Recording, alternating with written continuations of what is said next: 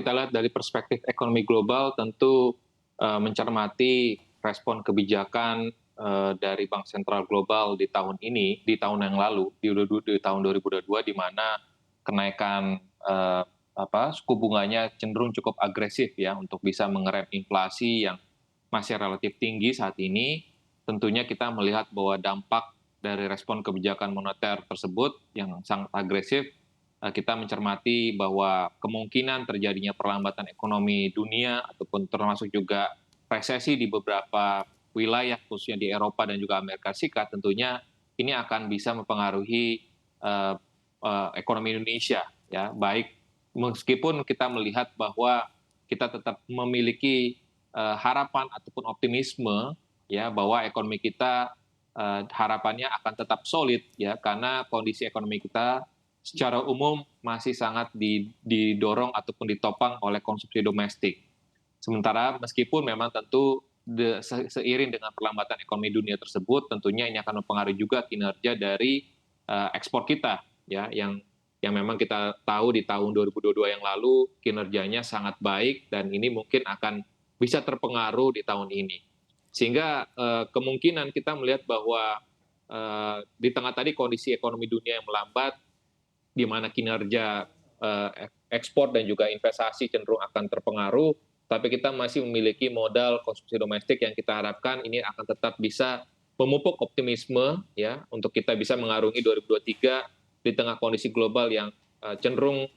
gelap di tahun ini, tapi kita harapkan bahwa Indonesia masih menjadi titik terang khususnya buat ekonomi di kawasan Asia di mana pertumbuhan ekonomi kita diperkirakan akan tetap tumbuh solid positif di tahun ini. Oke, di tengah Indonesia yang dinilai akan menjadi titik terang di tengah awan gelap yang menyelimuti perekonomian global di tahun ini. Di tahun lalu kita tahu bahwa sektor energi khususnya batu bara ini menjadi penopang salah satunya penopang pertumbuhan ekonomi tanah air. Apakah di tahun ini kita masih bisa bergantung pada windfall komoditas, Pak Joshua? Ya, kami perkirakan setidaknya sampai dengan semester 1 tahun ini untuk beberapa harga komoditas ini tetap masih akan menopang kinerja perekonomian Indonesia, baik dari sisi penerimaan perpajakan ataupun dari sisi kinerja ekspornya, ya karena kita melihat bahwa harga batu bara, terutama komoditas batu bara ini masih relatif cukup tinggi dan seperti kita ketahui juga bahwa batu bara merupakan komoditas ekspor utama Indonesia selain CPO ya. Jadi kita melihat dengan tadi kondisi bahwa permintaan terhadap batu bara masih relatif tinggi, masih ada Rusia sendiri masih membatasi suplai gas alamnya ke negara-negara di Eropa Barat sehingga harga dari batu bara cenderung masih akan relatif cukup baik ya masih di atas level kondisi sebelum pandemi 2019 ataupun 2020. Sehingga kita melihat bahwa untuk sektor energi ini setidaknya tadi sampai dengan semester 1 meskipun kita tetap perlu mewaspadai pergerakan harga komoditas ini di semester kedua. Apalagi kalau kita melihat probabilitas dari negara-negara Eropa dan juga Inggris ini akan mulai memasuki diperkirakan akan masuk ke resesi itu di pertengahan tahun ini sehingga tentunya ini akan pengaruh juga ya proyeksi dari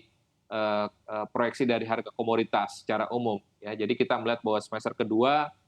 secara keseluruhan ya kita melihat bahwa harga komoditas berpotensi akan mulai mengalami tren menurun ya meskipun tetap kita meyakini bahwa harganya masih relatif lebih tinggi dibandingkan kondisi sebelum pandemi 2019. Tapi selain itu kita juga perlu cermati bahwa sektor-sektor yang berkaitan dengan manufaktur khususnya manufaktur yang berorientasi konsumsi domestik ini tetap akan mengalami pertumbuhan ataupun sektor-sektor yang cukup baik ya. Tadi sektor misalkan industri mamin, lalu industri kimia dasar, lalu industri hilirisasi nikel dan juga mineral dasar lainnya, ini masih akan tetap tumbuh resilient. Jadi selain sektor pertambangan, energi, masih ada sektor-sektor lain yang kita harapkan ini akan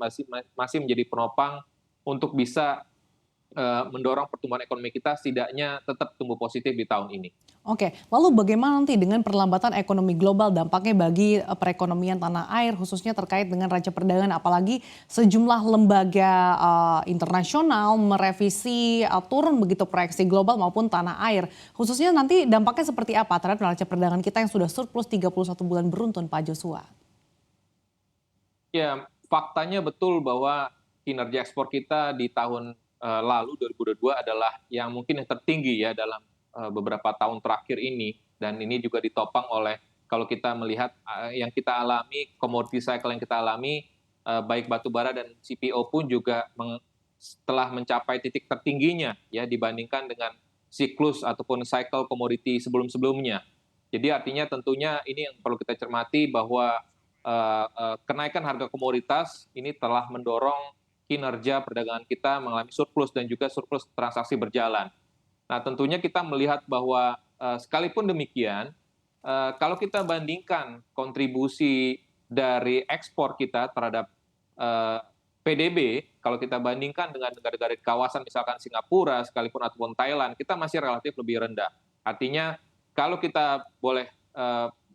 kita tadi kaitkan dengan kondisi perlambatan ekonomi dunia, ekonomi global di tengah resesi dari negara-negara maju, kita mencermati bahwa mestinya kita tidak terlalu terekspos dengan kondisi global ya, karena tadi share ekspor to GDP kita relatif rendah, dan kalau kita bandingkan kontribusi ataupun kue dari perekonomian kita dari sisi pengeluaran itu masih ditopang oleh konsumsi domestik ya, setidaknya itu yang masih memberikan optimisme harusnya kepada pelaku ekonomi di Indonesia, artinya bahwa ekonomi kita